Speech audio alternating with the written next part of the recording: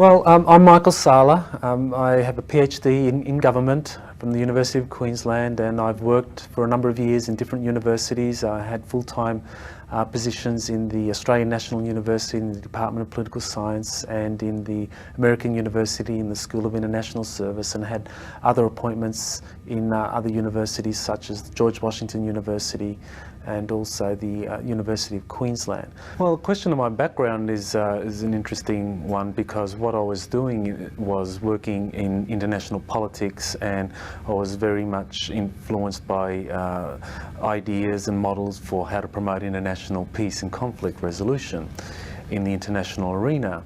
And so over the years I did a number of things, peacemaking initiatives in East Timor, in Kosovo. I was able to put together a number of grants and workshops where we got people from these conflicts to come and talk and dialogue with one another, trying to promote peace. But what eventually happened was that I found that this wasn't being very successful, that my work in that peacemaking arena and also my teaching at American University, that I found was just not resulting in what I wanted in terms of peaceful outcomes to these international conflicts. So I began to look outside of the kind of conventional sphere. I began to explore theories for what it is that really is driving international politics. And so then I came up with this area of an undisclosed extraterrestrial presence that is kept from the general public. So that really did help me understand what was going on and what is driving international politics. The question of how many races are visiting us is a really fascinating question. I mean, how can we know for sure exactly how many extraterrestrial races are visiting us or interacting with humanity? I mean, there are different sources disclosing some of that information. I found the most credible to be whistleblowers, people who have worked in these various secret projects, who in some way have kind of been given information that gives them an idea of exactly how many races are here. One of those sources is a sergeant who worked for 22 years in the Air Force, Clifford Stone, and he was involved in these top secret projects that involved the retrieval of crashed discs. So what his job was to go out with a number of other people who were recruited from various military services, that they would come together, they would then be told to go to a particular location, and they would then have the responsibility of sanitizing and retrieving whatever information and whatever physical evidence there is about a crashed extraterrestrial vehicle in different locations in the United States or elsewhere. And in that process, he was able to get quite a bit of information on how many extraterrestrial races are visiting us. And he came up with the figure of 57. Others have come up with slightly more. Another prominent whistleblower or a former employee of the CIA is John Lear. So John Lear, he identified 60 races that are visiting the Earth, and he got his sources from insiders within the CIA. So basically what we have is a picture of many different extraterrestrial races that are visiting us. The precise figure is not clear, because it seems that this may change over time, but what is clear is that a number of these extraterrestrial races have taken a direct interest in human affairs. In other words, that they intervene in some way. And basically what I see is that this intervention takes two main categories. One is those extraterrestrials who directly interact with the government in some form, whether it's by agreements whereby technology is traded, or whether it's where information is given to the government and they meet with government representatives and exchange information for some kind of reciprocal benefit. And then there's another group of extraterrestrials who basically interact with humans, civilians, and what they do is they're involved in these contactee reports, people who say that they were taken up on ships and given a lot of information, and they're possibly even taken to other worlds. So there are quite a number of contactee testimonies that exist. And so what we have is a picture of quite a range of extraterrestrial races who are directly intervening. In my own exopolitics research, what I did was identified 17 races that are directly interacting with humanity. 6 of those races are making agreements with the government, the secret government, either directly or indirectly, where they are part of this framework of agreements. And the other 11 races of extraterrestrials are those races that basically directly interact with civilians.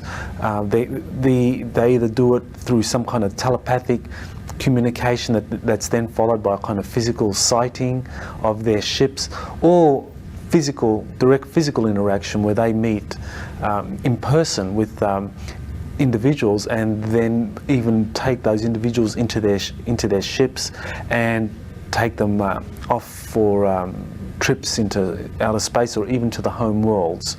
So there are those races. So it is very, very complex, quite a number of different races, and getting accurate information on this is the challenge, but I think there's enough information out there to give us a reasonable picture that this is basically what is happening.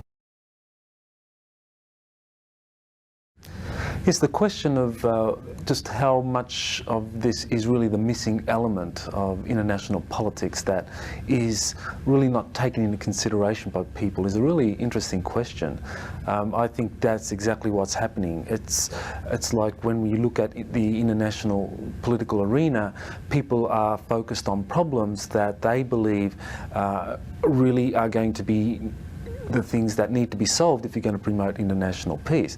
But the thing is, if you look beneath that, there are a whole set of other problems that aren't disclosed, and people are really in the dark about that. They don't know what these issues really are, and so without that awareness you really can't solve these hidden problems. And so it's like international conflict just keeps on perpetuating itself, and that's really where I feel that there is an important need to let many in the general public know of what it is that is secret political dynamics. I've been trained to do scholarly work on the political actors and processes and institutions that are part of any conventional political arena.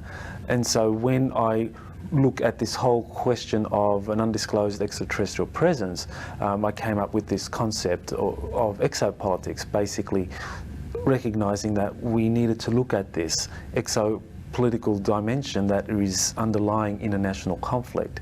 And so really that's what I put a lot of my research energy into. I committed myself full-time to this because I found that I just couldn't teach what I was doing before, that teaching international politics or being involved in international political initiatives without addressing this hidden exopolitical factor, to me was just a waste of time. And I really feel that time is short for all of us, that we've got to make the most of our time here to do the thing that really we feel resonates with our inner truth.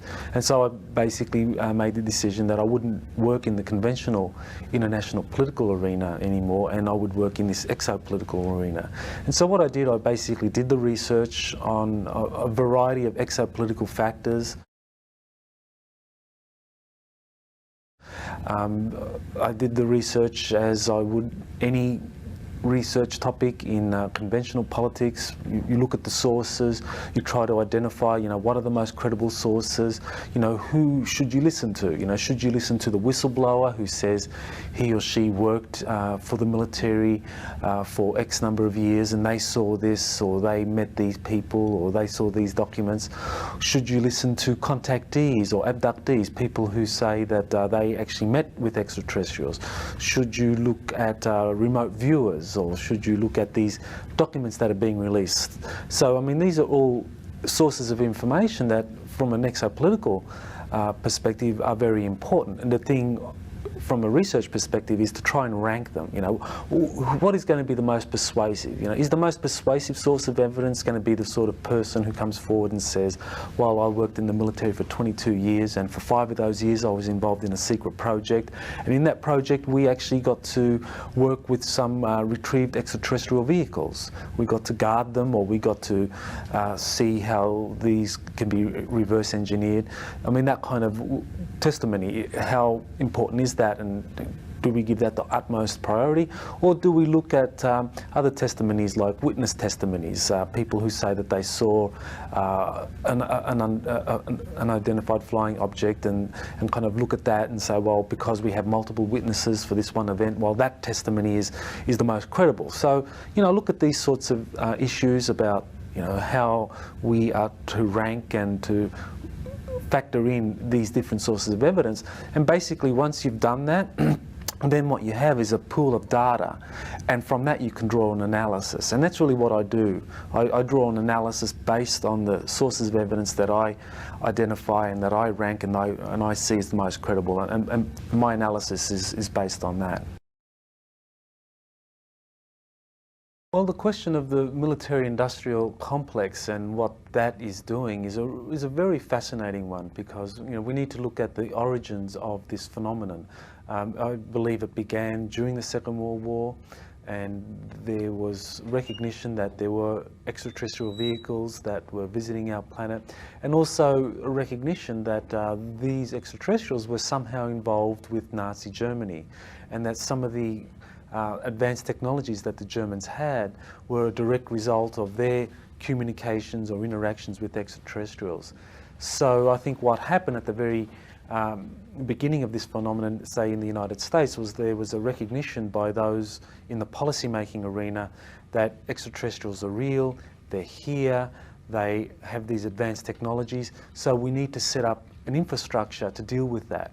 And one of the questions that they had to answer immediately was, well, to what extent do we let the Congress in on this? You know, do we let the US Congress play a direct role in terms of oversight, in terms of being informed of what we're doing here, and therefore the general public plays a role because they, of course, elect congressional officials, and then it becomes part of the congressional debate in terms of, you know, what the military is doing? Or should we keep the whole thing under wraps, keep Congress out of the loop, because, you know, the national security implications of this is just so overwhelming that we need to maintain secrecy, we need to maintain a hold on this kind of information so that it doesn't get released to the wrong people and then possibly compromise the national security of the United States. So I think what they decided was that they would create an infrastructure that would be totally secret, totally black. No one within Congress would be able to intervene or exercise any kind of congressional oversight of this infrastructure. And so then what happened was that this, over the years, continued to grow. I think what we have with President Eisenhower was a complete reorganization of this secret infrastructure that was set up under the Truman administration and even earlier with Roosevelt. So that under Eisenhower, this infrastructure grew and took on a much larger corporate flavour, so that the corporations were then involved in a more direct way. And so then you did have a genuine military-industrial complex. And because it involved an extraterrestrial component, because there were extraterrestrials who were making agreements where they were exchanging technologies and information to the civilians or to the policymakers in charge of this infrastructure, I describe it as a military-industrial extraterrestrial complex. So that really is a very large hidden infrastructure which is funded outside of the regular congressional appropriations process. The CIA plays the key role in funding this vast infrastructure, and they do that through the 1949 CIA Act, which allows the CIA to raise revenue without provision to law. So basically it's given carte blanche to raise money however it feels is appropriate, and it can do that through the various different agencies in the federal government.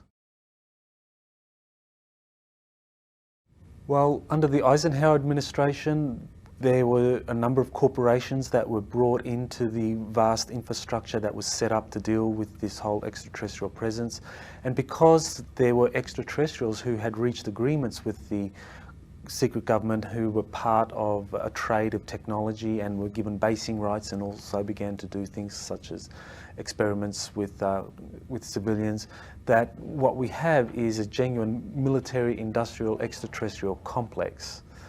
And that complex is funded through the CIA. The CIA had the unique responsibility of raising revenue through non-appropriated sources. In other words, that contrary to how a regular government agency operates, where they get appropriations from Congress, and Congress has oversight in terms of how those appropriations are used and spent, the CIA Act was created in 1949, where it gave the CIA the unique power to raise revenue without provisions to law. So it meant that it could kind of go outside of the regular lawful process to do this.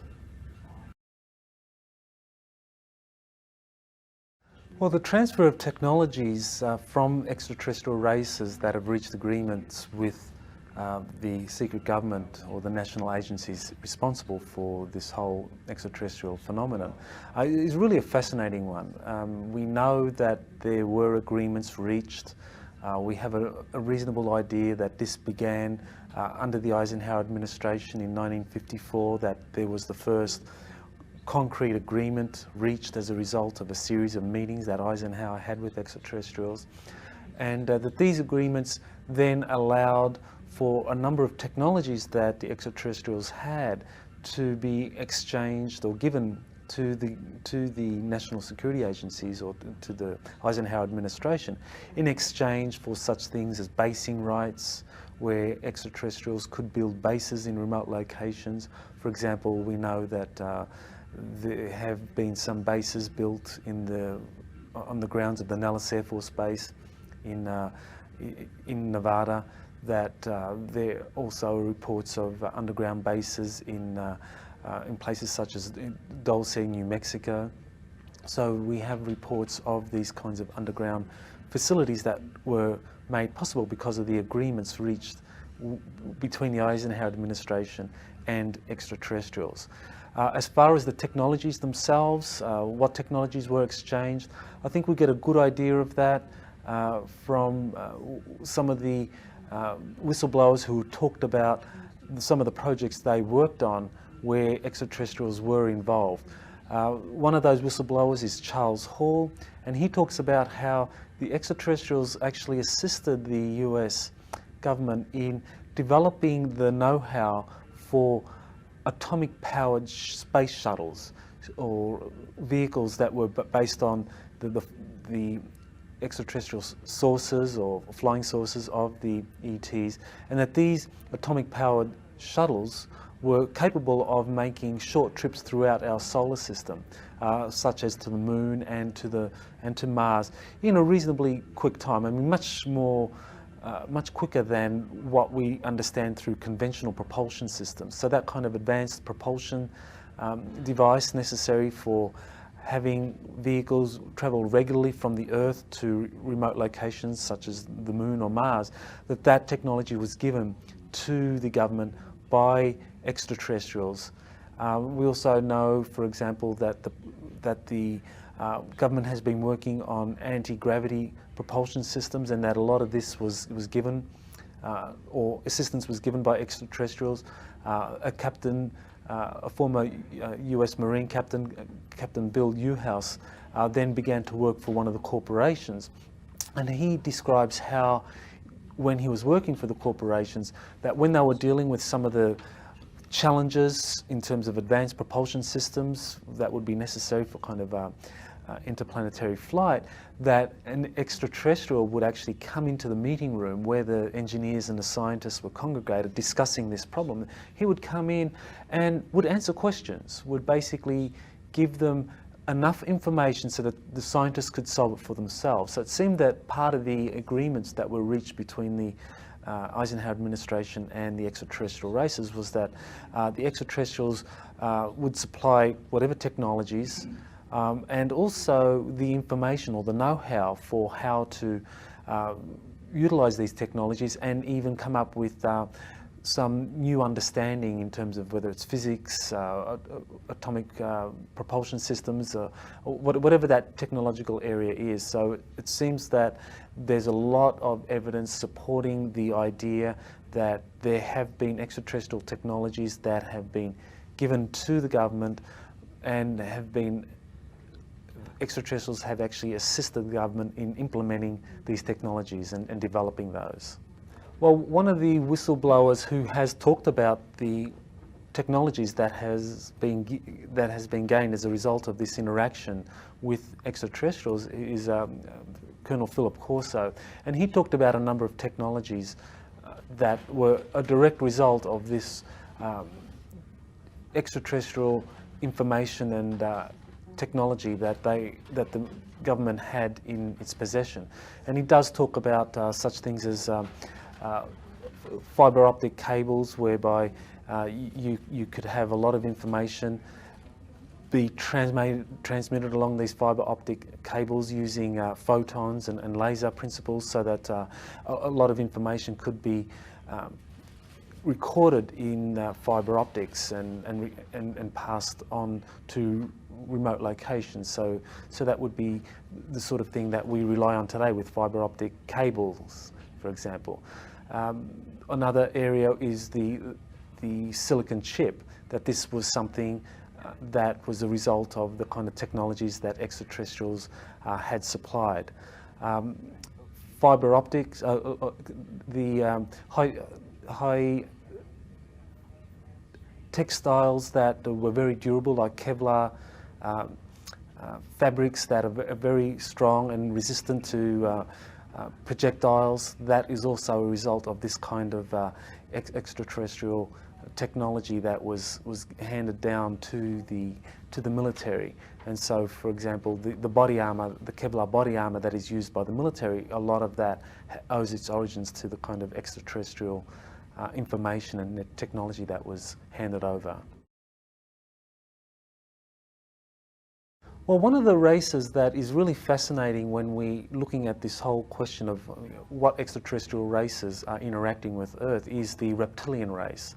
Because what we know of the reptilians by a number of abductees, contactees, and also whistleblowers is that there seems to be a lot of evidence supporting the existence of this race of beings on the planet for thousands of years. In other words, that we might consider them to be an indigenous Earth species, an advanced non-human species that has lived on the Earth for thousands of years and actually may have played quite an important role in the genetic manipulation or engineering which supposedly has happened when it comes to humanity. So these reptilian races are a very significant factor in what it is that extraterrestrials are doing here. The indigenous reptilians seem to have a very strong interest in the biosphere of Earth being stable, that it's not jeopardized unduly, and some who have kind of analyzed what the reptilians have been doing or had some kind of interaction believe that this is because the reptilians view humanity as a resource, and they don't want that resource to damage itself or damage the biosphere. So it's almost like the reptilians wanting to get maximum kind of benefit from the biosphere being managed in a responsible way, so that they could reap the benefits of humanity as a kind of resource producing things that are of value to the reptilians. There also is evidence of an off-world reptilian race. It seems that reptilians have not just evolved on the Earth, but have also evolved on off-planet locations.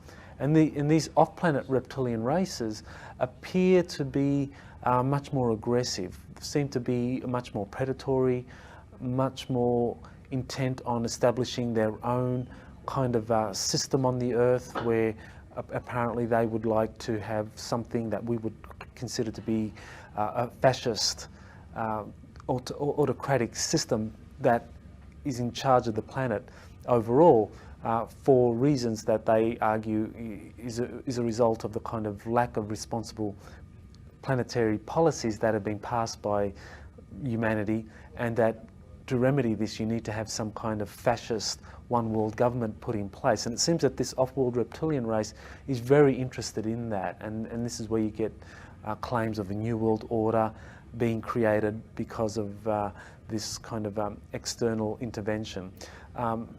So overall, the indigenous Earth-based reptilians and the off-world reptilians, while they have very similar kind of physical characteristics and have a very similar approach to wanting to manage the Earth in a responsible way so that humanity doesn't disrupt the biosphere, it seems that there are some nuances there in terms of how much power would be exercised through proxies or elites that would be responsible for national policies on the planet.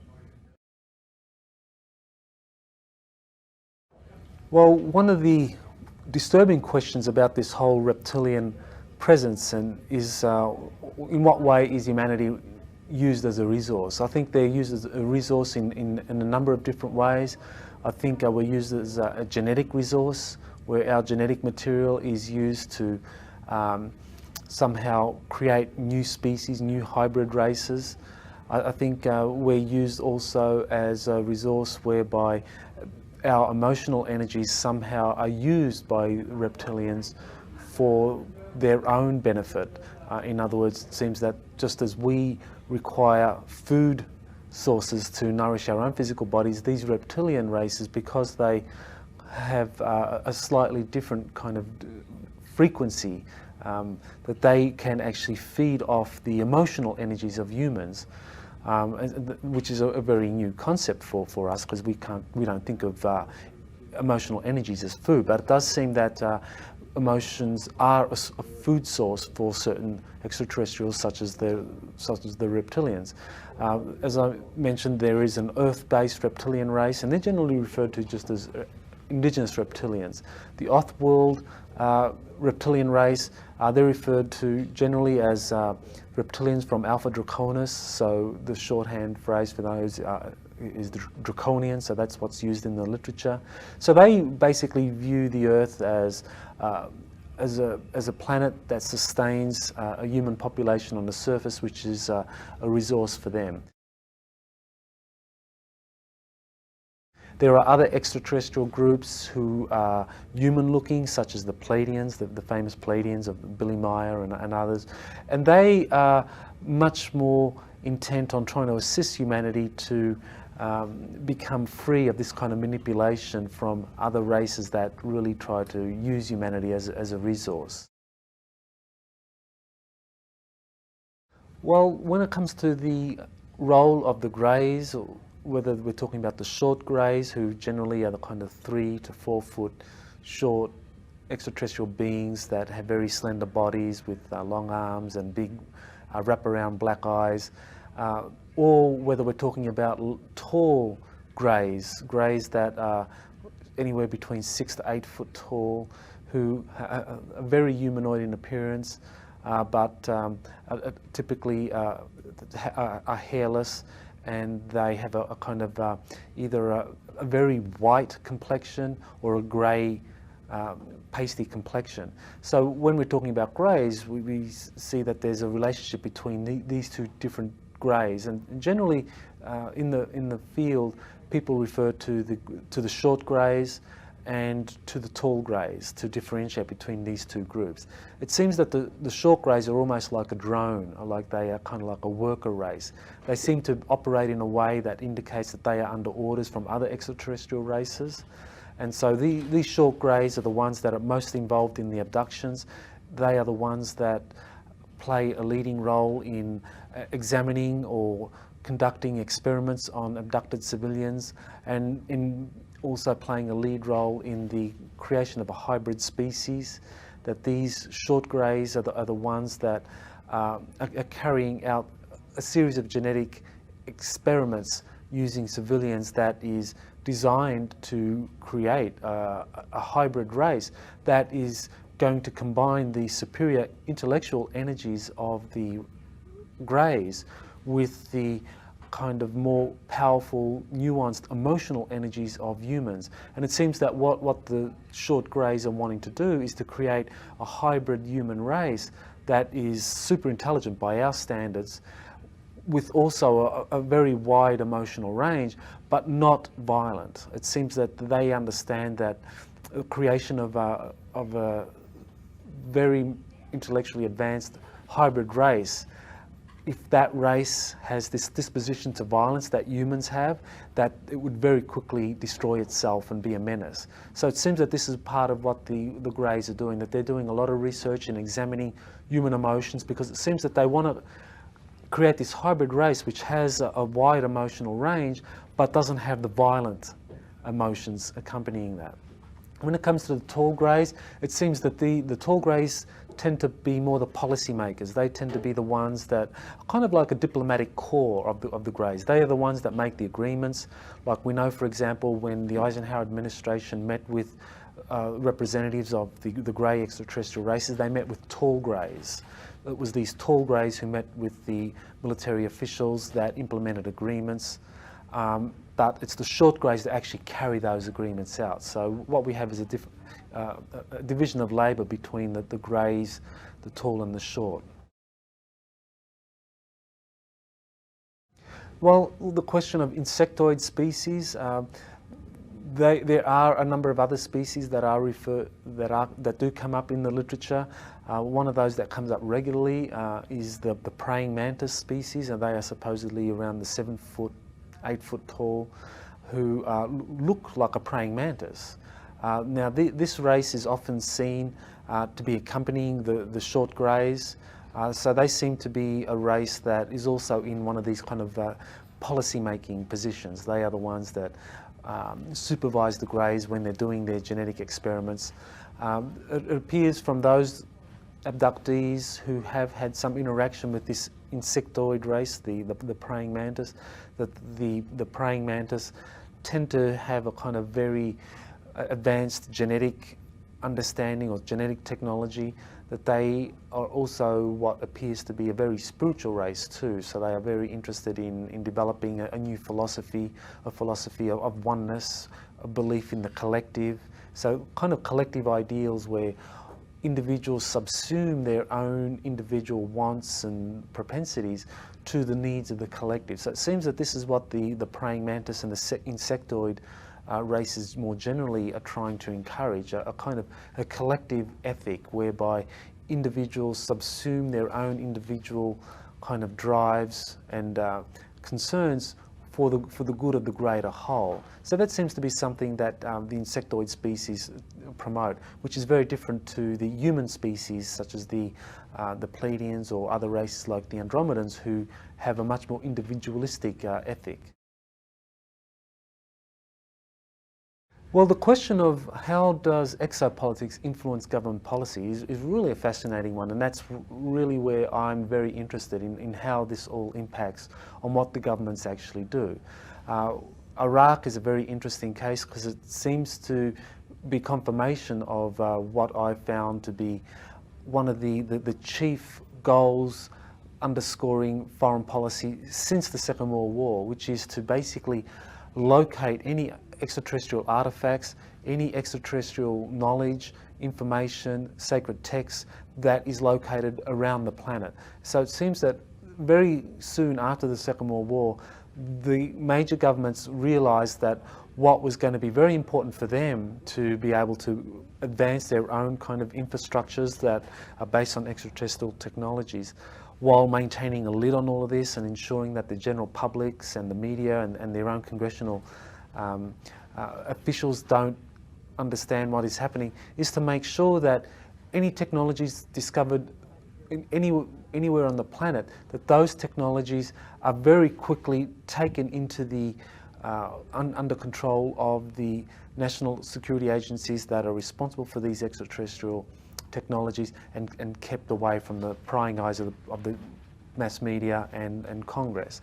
And so when we get to a place like Iraq, what we have is a lot of evidence that what motivated the US intervention was not indeed a search for weapons of mass destruction, which is what the Bush administration claimed to be in existence, but instead a search for exotic technologies, extraterrestrial artifacts that would somehow be a threat to the national security agencies that have been monopolizing information on extraterrestrial artifacts and technologies since the Second World War.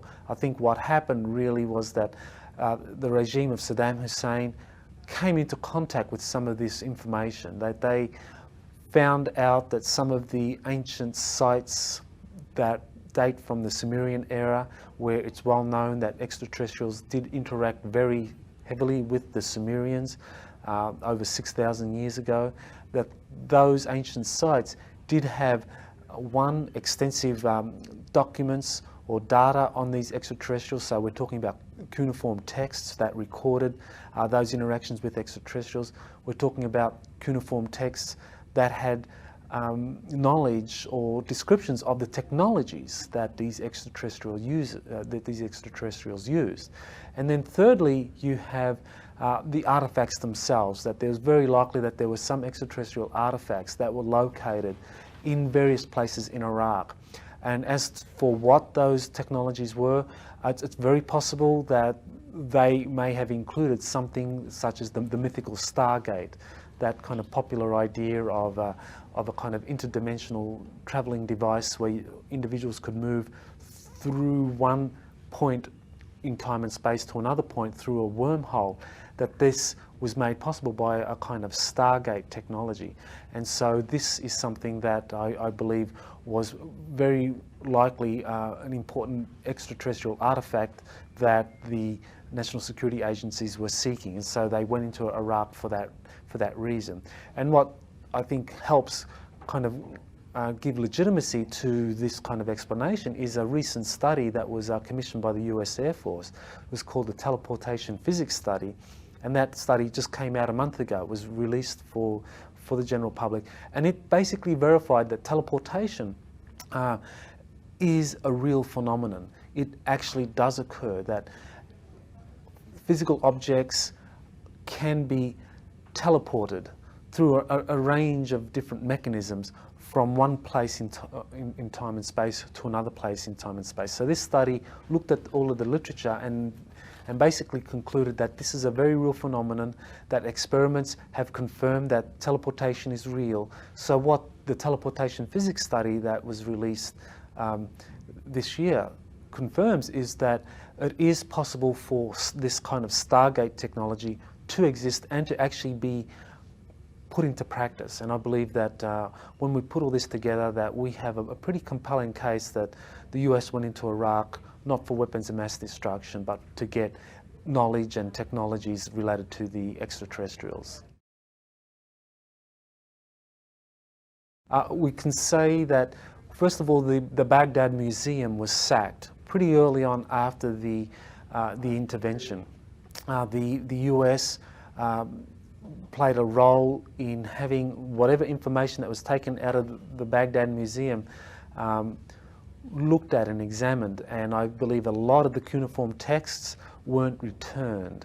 So a lot of the cuneiform texts that had this information has been taken out of Iraq permanently and is probably now being translated and deciphered for whatever information it has on extraterrestrials and on extraterrestrial technologies.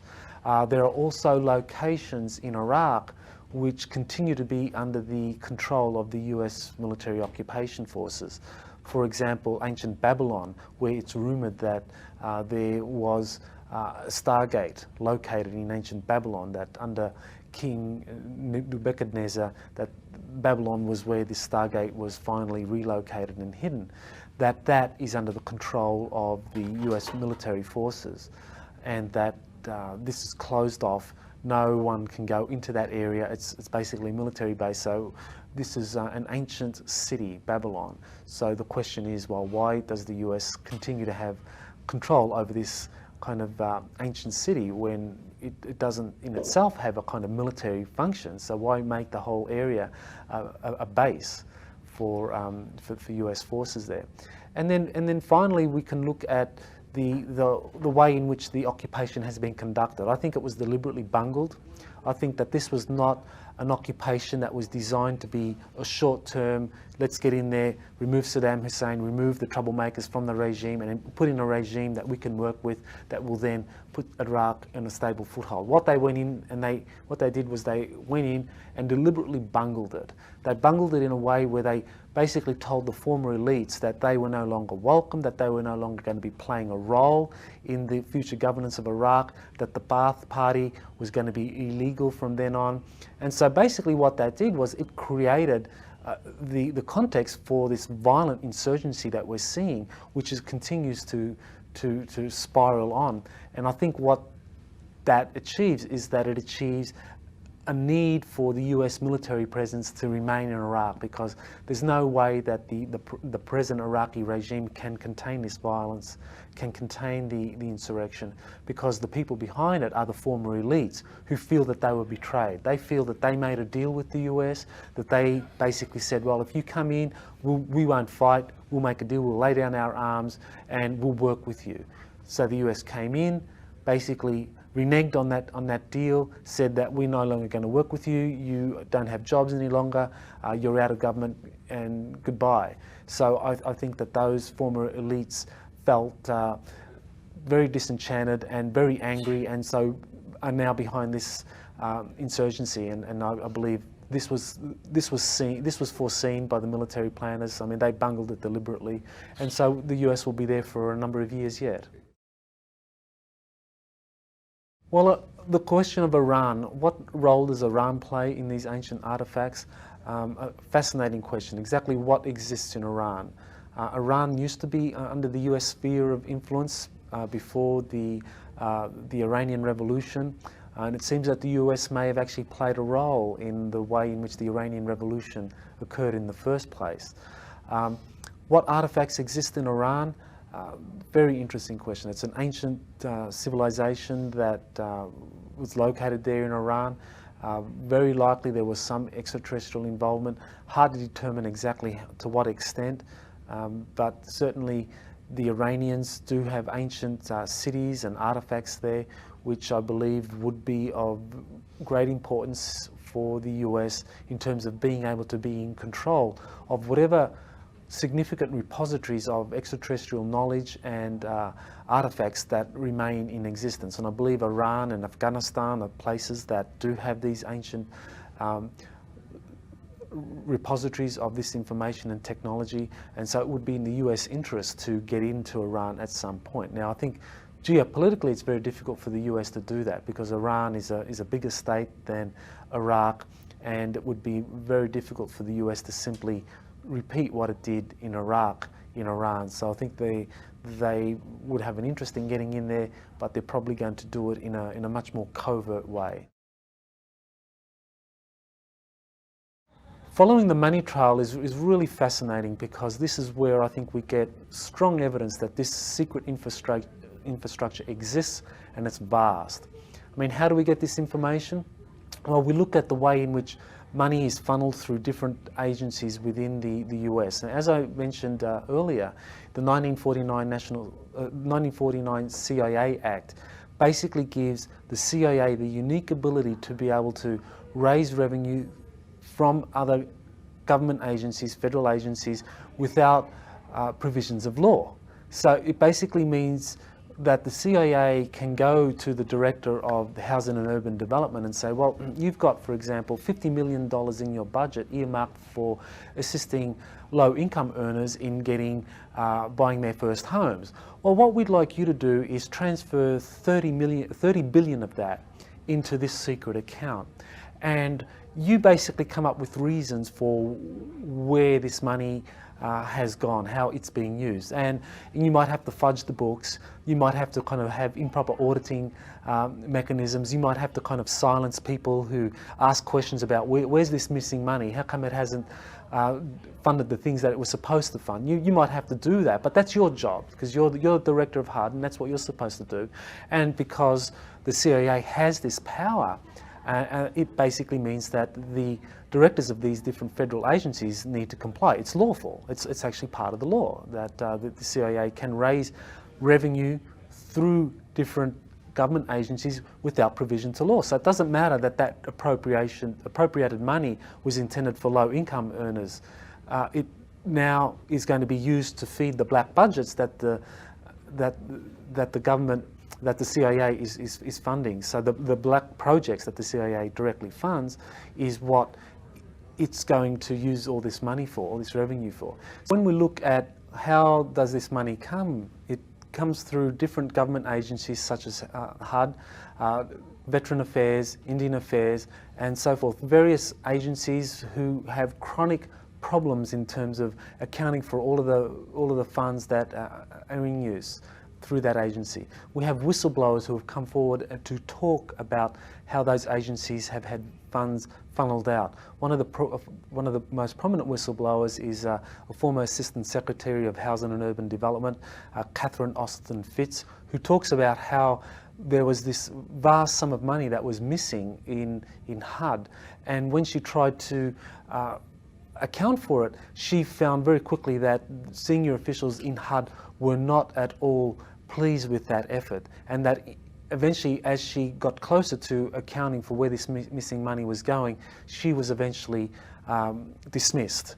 And subsequently, she worked for the Clinton administration to try to come up with more transparent accounting of the HUD funds, and again had the same problem.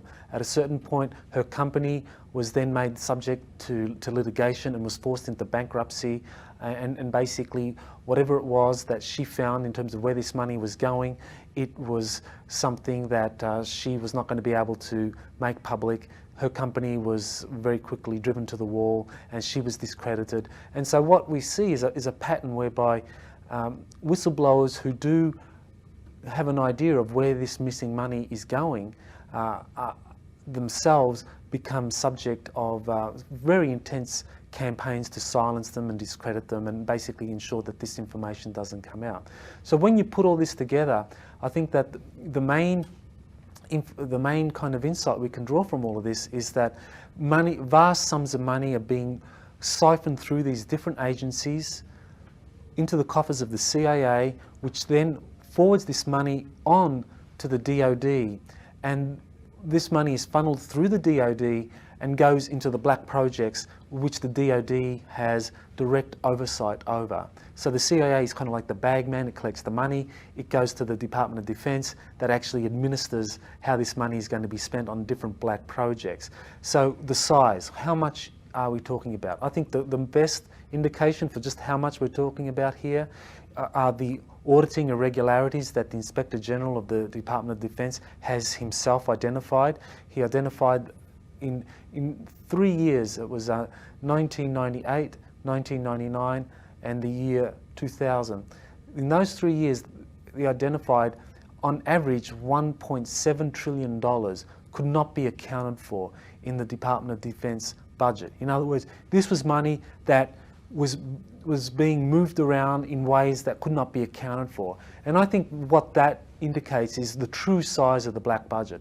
We're looking at an infrastructure that is funded by as much as $1.7 trillion a year. Now, when you consider that the whole Department of Defense budget officially is just over $400 billion, we're talking about a vast infrastructure that is 4 times greater than the entire Department of Defense budget. So we are talking about something so vast. I mean, the entire US federal budget is in the vicinity of $2.1 trillion. So if the true black budget is 1.7 trillion, you have a sense of just how vast this is.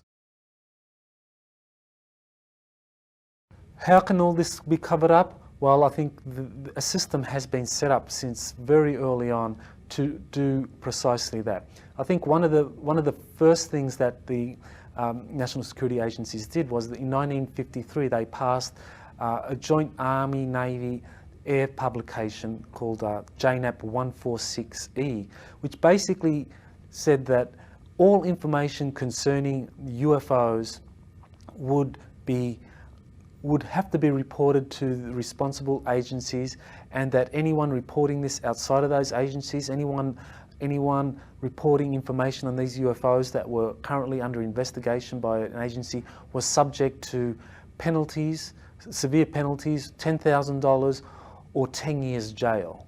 So this was back in 1953. So you can imagine $10,000 in 1953 is quite a sum of money, as is the deterrent of 10 years in jail. And people were silenced.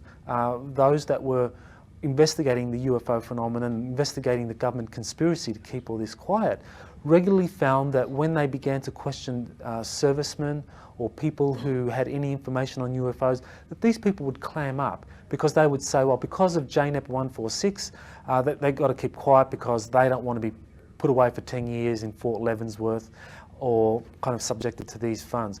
People are regularly intimidated. The whistleblowers that I have spoken to or communicated with all discuss different ways in which they have been silenced, where, for example, they're visited by teams of agents, military intelligence agents, and simply told to be quiet. That if they don't get quiet, that if they're not quiet, that they'll be harmed. That if they themselves don't have any fear of being harmed, for example, they're retired, then their families will be harmed. That the careers of their sons or their children will be harmed. So, I think that this is how they silence the whistleblowers. As far as the mass media is concerned, I think that there's been enough research done on identifying exactly how it is that the mass media is kept away from this whole phenomenon, where in collaboration with the owners of the media conglomerates, senior editors, that any enterprising journalist or who wants to discuss UFOs or anything concerning the cover-up or how the money is raised to fund these projects, enterprising journalists would find themselves out on a limb. For example, there's one journalist, a former journalist for the San Jose Mercury, Gary Webb, who in 1996 published a series of exposés on the CIA and the drug connection and how that money was being raised by the CIA. He found himself very quickly on the outer. He published these series of articles, and then his newspaper basically backtracked, apologised for having gone forward with the articles in the first place, but Webb himself was discredited and unfortunately lost the kind of respect he once enjoyed in his profession, and unfortunately had basically felt compelled to commit suicide at the end of last year. So that was a very sad case, but it gives you an example of the sort of financial desperation or the financial hardship that those who talk about these types of areas undergo. So through a combination of all of these different mechanisms, whether it's physical intimidation, whether it's direct threats to family, whether it's harassment, whether it's financial hardship that is experienced by these individuals, the silence is kept. So this vast infrastructure is kept away from the general public. Well, the question of how do we respond to all of this? What does this all mean for us in the general public? And we know vast infrastructure, extraterrestrial presence, not just an old knowledge. The government making deals with different extraterrestrial races and keeping away from the Congress and the mass media. What do we make of all this? What does it mean for us? And I think we need to be very, very concerned about this as individuals who obviously live in the West and with families that we're raising, and we need to look at what does this mean for us personally, what does this mean for our families. And I think we need to be very, very concerned about the way in which this whole area has been managed by the National Security Agency's responsible by maintaining secrecy, keeping people in the dark. It means that we really don't know whether this secrecy and withholding information, withholding the technology from the general public arena is really the best interest of all of us. I mean, for example, know that there are technologies in existence that don't require fossil fuel energy sources. So we could replace fossil fuels, so the dependence on oil could be ended overnight. We could have advanced technologies whereby individuals would have kind of unlimited energy by which they could do things such as travel from different parts of one city to another, or across the country, or even continentally, that there could be unlimited energy for fueling their houses, so that they don't have to pay these heavy energy bills during the winter. So there is very direct consequences of these technologies being withheld. Also, when it comes to medicine, I mean, it seems that extraterrestrials have superior medical technologies that they could share with humanity, with general population.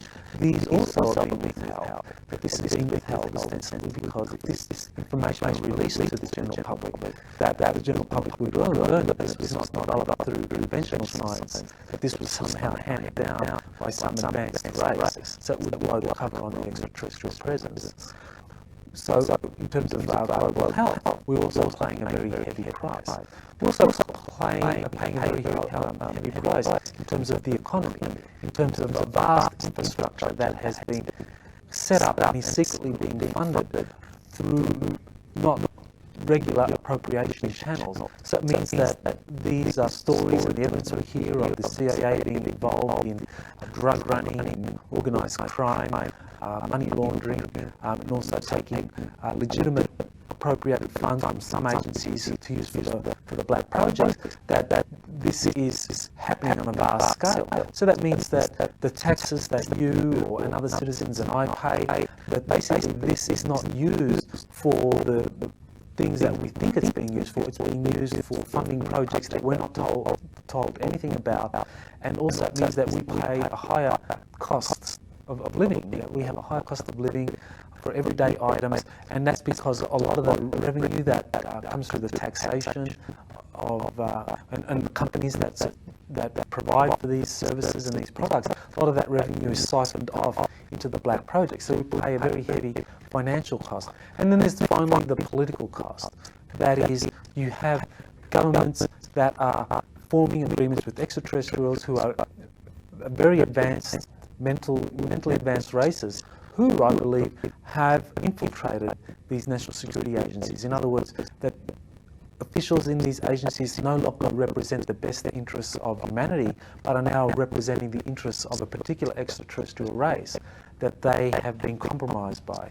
So we pay a heavy price if we don't make this open, if we don't bring in transparency and accountability into this whole process. It means that we don't know whether or not those that are behind the policies are actually implementing these policies for the best interest of humanity, which is what they claim, or for the best interest of a particular extraterrestrial race that may in fact be wanting to utilize humanity as a resource in a much more overt and much more aggressive way than has happened recently. So I think we need to be very concerned about what this all means for us. In terms of myself personally, yes, I paid a price. I mean, I gave up a career in academia that had all of the benefits that any academic has in terms of a position, a salary, a career, kind of respect from those around one, to pursuing an area where I'm kind of shunned by my peers, where the finances aren't there to kind of maintain the lifestyle that I was used to before, where members of family or my network of friends are very puzzled about why I'm doing this kind of research that is so out of left field. So yes, personally I pay a price, but I think the price I have paid kind of gives me an ability to be able to risk the kind of intimidation or pressure that others succumb to, because I've already paid the kind of the economic price for all of this, and so that can't be used against me. But certainly, yes, there's been a personal price that I've paid, but I think it's worth it, because ultimately we're talking about a world that I live in and the world that will be bequeathed to my children and to all our children. Is disclosure occurring now? I think that there are signs that it is happening, that there's an acclimation process that is underway. I think the very fact that I'm able to talk to you about this is a sign that there are those within the national security agencies that want this kind of information to be disclosed. They want it to be done in a way that can be easily discredited or denied by them. So people like myself kind of fit that bill quite well, because I don't have a present position, an academic position at all. So they could be they could very easily say, well, all this is just kind of made up or somehow contrived by my own need to create a new research field for my own kind of selfish benefit, my own selfish benefits. So that's something that could easily be claimed by them. But at the same time, I get the information out. People go to my website, they read the information, they buy the books, they listen to the lectures, so they're getting the information. So I think the government is very happy to kind of do this balancing act where they allow the information to come out, but it comes out in a way where those releasing the information can be very easily kind of discredited or denied. You have whistleblowers like Charles Hall coming forward, who have had significant interaction with the extraterrestrials while serving with the military. So the very fact that he can come forward and release this testimony, I think, is also a sign that acclamation is happening. And finally, we have mainstream media starting to take an interest in this. I mean, Peter Jennings came out with his special on February 24th, Seeing is Believing, which came out with a kind of very balanced perspective that on the one hand said that the UFO phenomenon is real, but on the other hand kind of denied the reality of such things as abductions, UFO crashes, and also didn't even bother looking at whistleblowers. So on the one hand, it didn't do a very good job, but on the other hand, it actually did present some very credible witness testimonies that the UFOs were real and that the government was not seriously pursuing this, and that they were actually denying what was being seen. So I think that is a good sign that there is an acclamation process happening where the information is being released to the general public, and the mass media is now kind of coming on board. So it's not just going to be through the alternative media, coast to coast, or Jeff Rents, but it's now going to be the mass media that's going to release a kind of very diluted version of all of this information. But I think that's very encouraging. So we can look forward to the future of one where more of this information gets out into the general public. Well, in terms of my own research and who has helped me the most, I think it's really the whistleblowers who have helped me the most, because I think that they are very credible witnesses. I mean, they saw things during their military services, whether it was actual crash discs, the retrievals that people such as Clifford Stone saw during that 22-year service, or whether it was secret government documents such as the assessment that Sergeant Major Bob Dean referred to when he was the supreme headquarters of the Allied powers in Europe back in 1964, whether it was that document, or whether it's, say, whistleblowers such as Charles Hall, who have talked about their experiences with extraterrestrials where senior military officials accompanied them. I think having been able to talk to these people, verify the evidence that they have of this extraterrestrial presence, hearing what has happened to them in terms of government intervention with them to try and silence them or try to get them to not release the information in a way that threatened the cover-up. That has given me, I believe, rock solid proof that there is a presence, an extraterrestrial presence that is very real, that is being covered up, and that there's a lot of information that exists out there that has been released through these disparate sources. And so my job as a researcher is to really try to kind of come up with some way of evaluating these different sources. I have in my book, the first chapter there, 7 sources of evidence, 7 sources that I rank, and I rank the whistleblowers as the most reliable, the most credible. But there are other sources that also can be factored in. But when we look at all these sources and when we rank them, we can piece together all of that data, and there's a lot of data there. I mean, the problem in the past was that people didn't know how to deal with the data. They either said, well, this is true or it's a lie. Well, it's not black and white. There are many gradations in between here. And so what I do is try to kind of like look at the gradations, try and rank the testimonies, and then come up with a coherent analysis of all of this and put it out to the general public. And I'm very gratified by the kind of response I've gotten, where people feel that the analyses that I've come up with have helped them understand what's going on.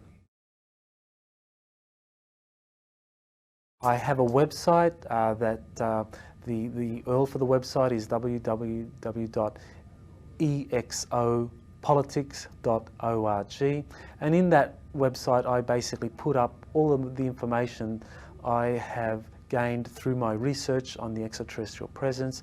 I put up there all the study papers that I make available to the general public, so people can go on and just read these papers. I mean, they can download them, they're all free. And I also have a book, and the book is Exopolitics, Political Implications of the Extraterrestrial Presence. So that's something that people can purchase from any bookstore or online by visiting my website. And I also have some courses in exopolitics that I have put together, so people can do online courses. I am a professional educator by background, so I even though I no longer am with a university because of this research, I still enjoy teaching, and so I have some online courses. And I also have some seminars, training seminars, where people can learn to develop the kind of diplomatic skills where they can communicate or interact with extraterrestrials. And that information you can get on the Exopolitics website, or on another website that I've created, which is www.galacticdiplomacy.com.